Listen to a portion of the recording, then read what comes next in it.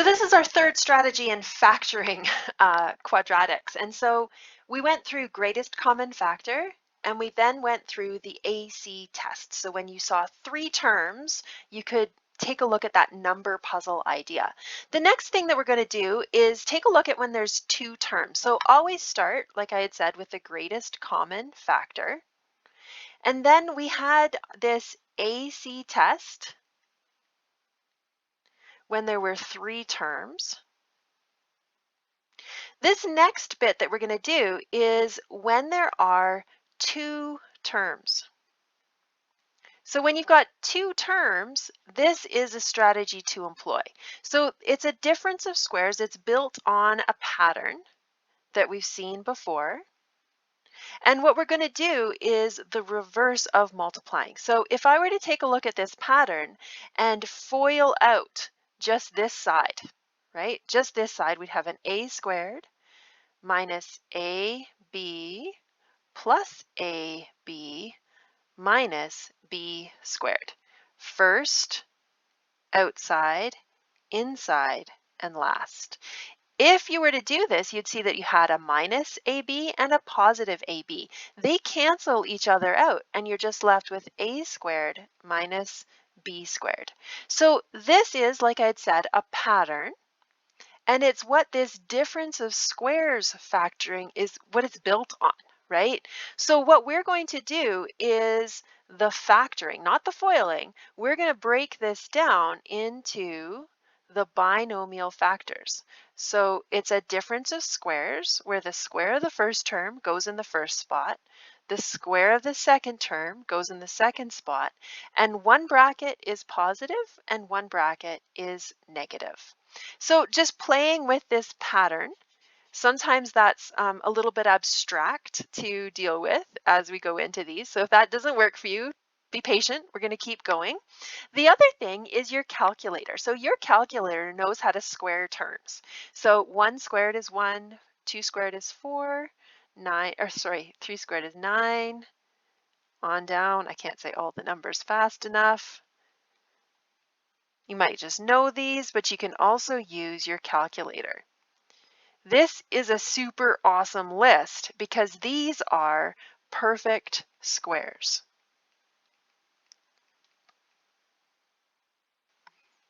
We call them perfect squares because we can take the square root of 1 and get 1.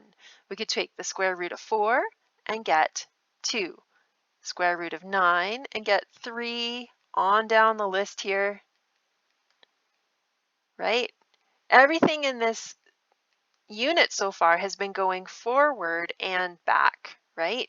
So if we want to square something, the opposite is taking the square root of it. Whoops, I can't get ahead of myself and write the answer underneath the square root sign. And again, on these, you could check them on your calculator. You don't have to have them memorized because your calculator already knows all of these numbers. So these are perfect squares because you can take the square root of them. So we're going to go on now and try and identify perfect squares. So the question to us is, are these terms perfect squares? So 36x. 36 is an awesome number, but we can't break x out into something multiplied by itself. So this is not a perfect square. Let's keep going. I think we'll develop more of an understanding on the variable components. So 24 is not in my list of awesomeness. If you take 24 and take the square root of it on your calculator, you get an answer, but it's not a nice, neat, perfect answer. So that is not a perfect square. Let's do the next one. So the next one is a 9x to the fourth. So 9 is in my list. I can take the square root of 9. Now the question remains, can I take the square root of x to the fourth? So if it is a perfect square, I should be able to take the square root of it. So the square root of 9 is 3, and the square root of x to the fourth is saying what times itself would get me x to the fourth? Well, the answer to that is x squared, right? If I were to take two of these and multiply them together, I would go back to my original. Let's keep going. So we've got 64. 64 is in my list of super awesomeness here. So the square root of 64 x to the 6 would be that 8. And the square root of x to the 6 would be x cubed. If I were to take and square this, I would go back to my original question or my original statement. E, we've got 16x to the 9. So 16 is awesome. The trouble here is that my exponent is not an even number. In these ones, what we're doing is taking the exponent and dividing it by 2. I'm just going to get rid of my extra writing here because I find that a little distracting. So the problem with this one that we're working on here, 16x to the 9, is that this is not an even exponent. So not only are we looking for a coefficient that is a perfect square, but we're also looking for an even exponent. So that is not a perfect square. We can't take the square root of it easily. With that in mind, F, we have 36, which is in my list of being awesome. And we have x to the 12th. Now 12th is an even exponent, so this has me believe that I could take the square root of 36, x to the 12th. If I were to do that, I would get my 6, x to the 6th.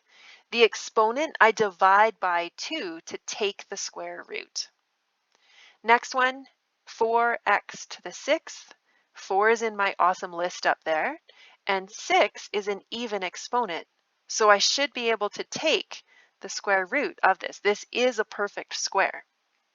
So I get 2x cubed for that one. H has a 9, and 9 is an awesome number. I could take the square root of 9.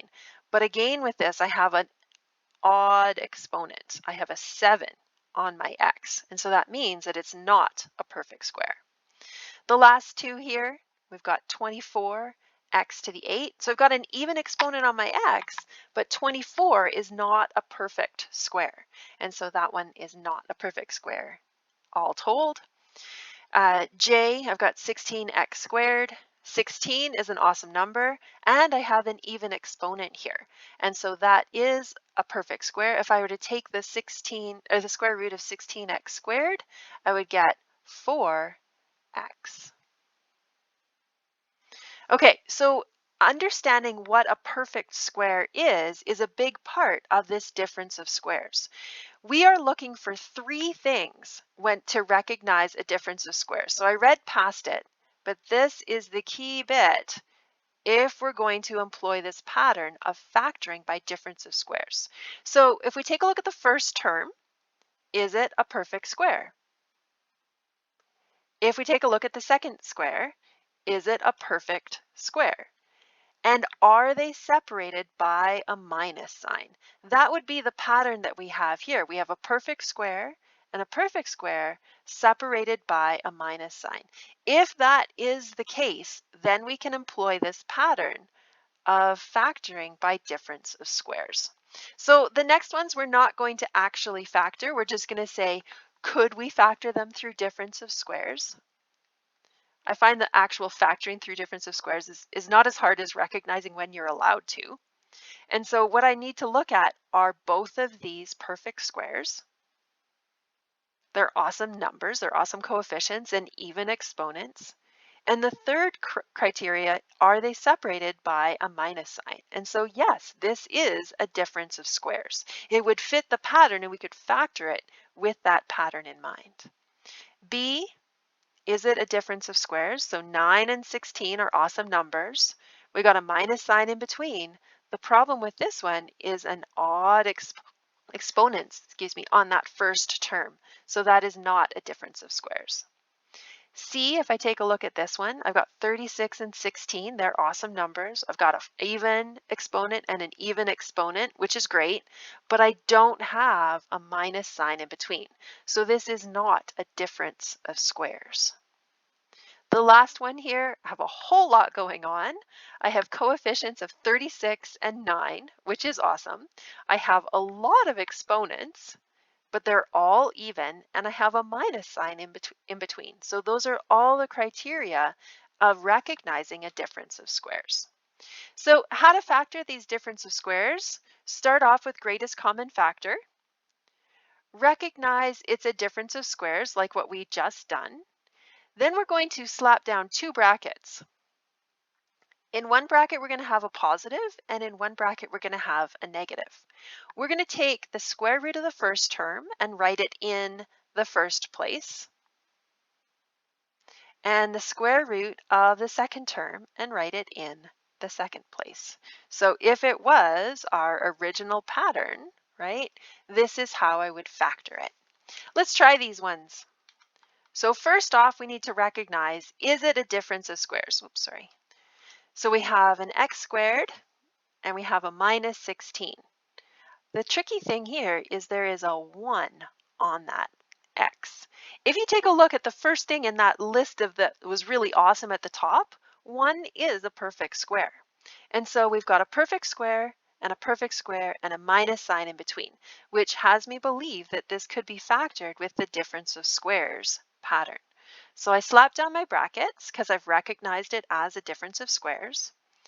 I've put a positive in one bracket and a negative in one bracket in the other bracket.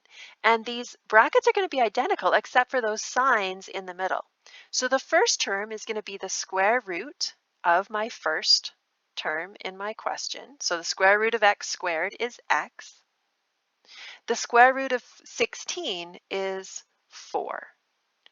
And again with this one, if I wanted to check it, if I wanted to FOIL it out first, outside, inside, and last, I should end up back to my original expression.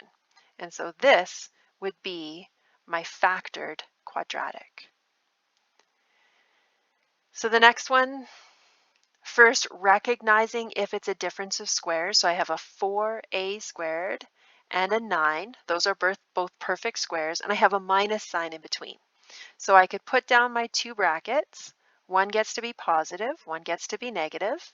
I'm going to take the square root of 4a squared to give me my first term. I'm going to take the square root of 9 to give me my second term. And just because I can, you might not be doing this, I could check this through FOIL. So first, outside, inside, and last. And I've reverse engineered this back to my original question. Two more. You might want to challenge yourself to do them on your own. If you want to, you could pause the video. I recognize it as a difference of squares. I've got a 9 and a 25 and an even exponent on my b term. So that means I can put down the two brackets, positive in one, negative in the other. Square root of the first term, which would be 3b, and square root of the second term, which would be a 5.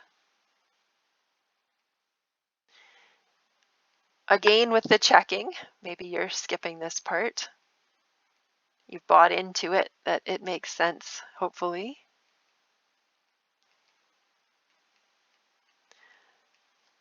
We get this pattern of those middle terms disappearing, and we've reversed this back to our original expression.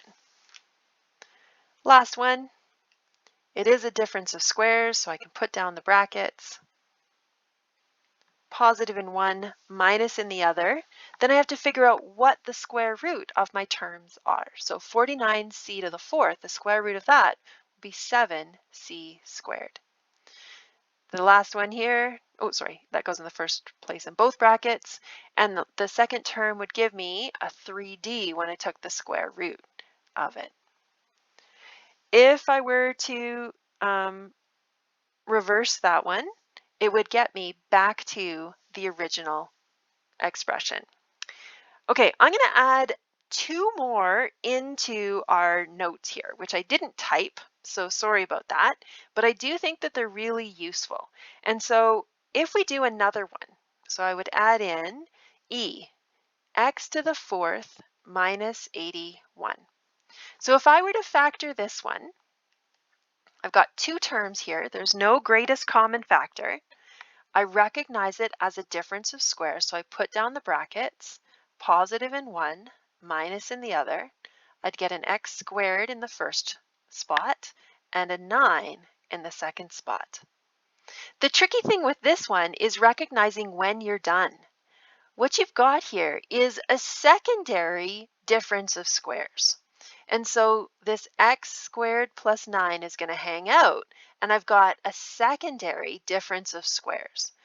Positive, negative, I'd have an x in the first place and a 3 in the second place. And so this is fully factored as an expression. And again, I didn't give myself enough space. You could reverse this one back to the original expression.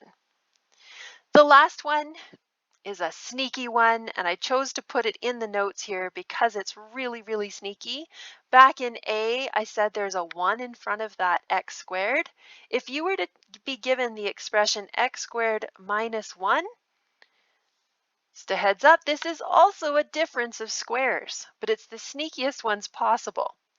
So factoring this, it fits the pattern because the square root of x squared is x, and the square root of 1 is 1.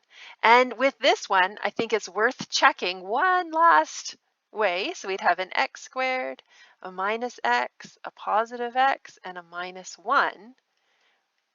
We could FOIL this back out to my original expression. So that's difference of squares. There's not a lot of work to show. There's not the funky number puzzle. I think the key is in recognizing the difference of squares. We're going to practice using all of our factoring skills, so make sure you're kind of up to date on those before you do the next section.